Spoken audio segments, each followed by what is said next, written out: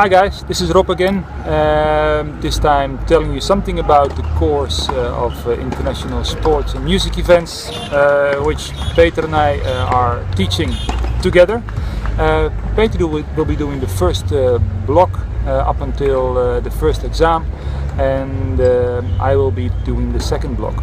Now, I'm sure Peter explained, but just to be sure, each block will have its own exam. So you will have an exam for music, and you will have an exam for sports, and each as well for sports and music it is required to deliver 2 papers. Now for the sports, I'm expecting 2 papers. One is a sport event paper, basically an analysis from you of a sport event of your choosing, where you visit and analyze the event as looking through the eyes of a sport business consultant. So not just a spectator, but I give you some questions to answer, and I will look forward to reading these answers from you in the paper. The second paper will be about a hypothetical city, basically your own city. So for me it would be, I don't know, Robertville or whatever, and you'll be creating a paper about this. I will explain this further once we go along.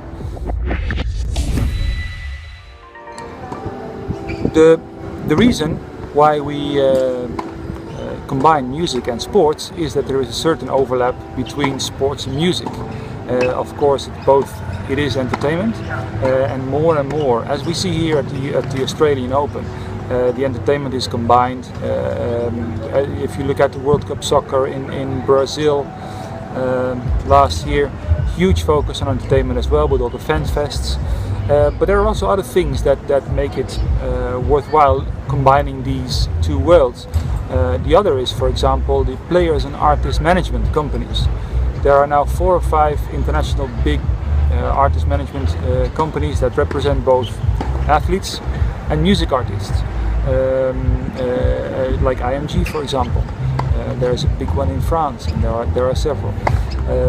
These companies, they represent both athletes and artists, and as they represent them towards branding, there is a synergy between these 2. So things are, the worlds are sort of mixing together. They are coming together more and more. The other thing is that brands are getting more and more involved in the events.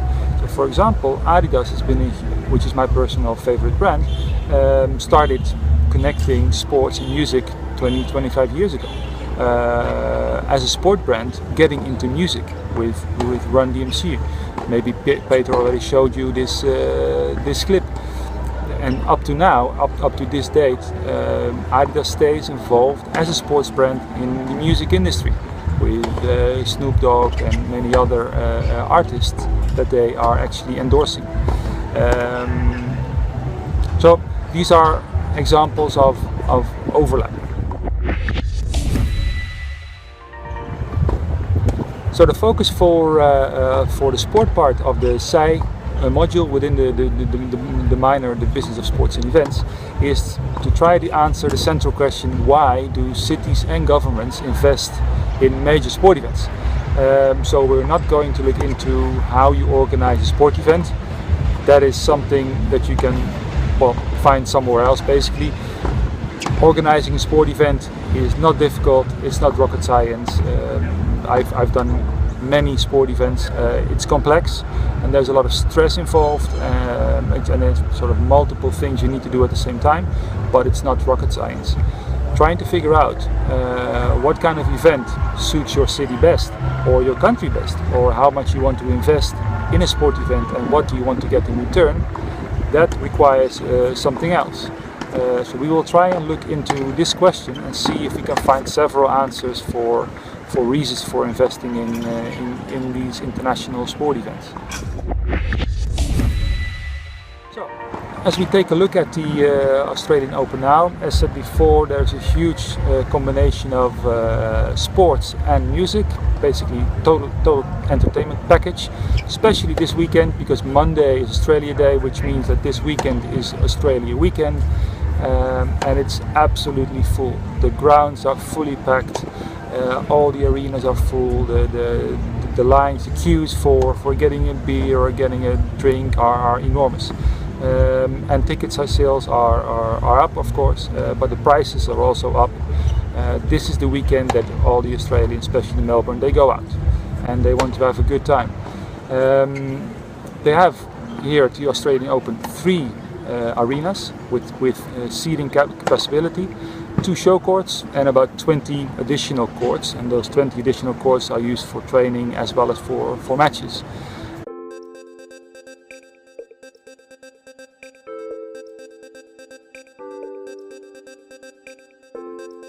Like a championship mixed doubles pairing, Rod Laver and Margaret Court have delighted millions of fans side by side. But now the Grand Lady of this partnership is being transformed with a covered canopy that will keep her at the forefront of stadium innovation. The Western Precinct component of the Victorian Government's $366 million first stage of the Melbourne Park redevelopment breathes new life into Margaret Court Arena, creating a functional all-weather venue for this busy sports and entertainment precinct. Well, clearly its first function is as the Margaret Court Arena is during the Australian Open. It will be another Grand Slam venue. But while the tennis is not being played, it's a requirement that the facility can also be used for netball, for basketball, and also for a number of concerts and public festivals. So really the building has to be able to sort of operate in a huge range of modes with different client requirements, different crowd requirements, different technical requirements. And for designers and builders, that's a remarkably complex challenge. Delivering this complex design was made all the more challenging for the project team, having to work in close proximity to what is the world's second highest grossing concert arena. Constraints can actually be a really good thing in design. They can help you make decisions. Sometimes when you've got a blank canvas, it can be extremely challenging to make that first decision. So yeah, having those constraints has actually helped us narrow and focus our attention. And not only are we building it right next to Rod Laver Arena, Rod Laver still has to continue to function, not just for the Australian Open, but for the wonderful concerts and events that go on there as well. So it is like those sort of olden days when people used to build ships inside a bottle. It is a bit like that, and as designers we have to think about all those issues. You know, having to work around not only that, but also the 300 plus significant sized events happening in the precinct every year. There's something on nearly every day here. The revolutionised Margaret Court Arena will shout its point of difference from the rooftops, quite literally presenting a new face to the Melbourne and Olympic Park precinct's image by the air, while complementing the nearby Rod Laver Arena. We've designed what we see as a remarkable roof. It's made from copper penny, and the decision to use copper penny was based on this idea. When you looked at all the other buildings along the river, you saw sandstone and zinc and copper and all these materials which were about long-term history. They were about things that lasted for a long time. So we thought the Margaret Court Arena should be something more than just a sort of utilitarian sports building. It should be a major piece of Melbourne architecture. It's a very radical decision, I think, to do this, but really exciting. And the new roof that's going over Margaret Court has picked up some of the Melbourne tradition of the metal roofs, rather than following the tradition of the white roofs that's typically been here. And it's probably the first step that will change the nature of the precinct. Margaret Court Arena will be in use for AO 2013, before emerging from another 2 years of careful construction, ready for AO 2015. A new 7,500 seat capacity, confirming its new place as one of the city's most distinguished boutique venues. Yeah, so next year is all about the roof for us. So basically now that we've got the shutdown period for the AO, we're prefabricating the roof elements off-site. As soon as we get access after the AO, we're in erecting those roof elements, getting the fixed and the operable roof elements on the facility. 3 covered venues, a world first, entrenching Melbourne and Olympic Park's preeminent position and making sure the Happy Slam can stay just that by solving an age-old problem for tennis. It actually enables us now, if we won't have it, but if we did, 2 weeks of rain or 2 weeks of unbelievable heat, we could finish the tournament on 3 courts. Now it'll mean playing all day and night if we had to, but we can now, which is fantastic.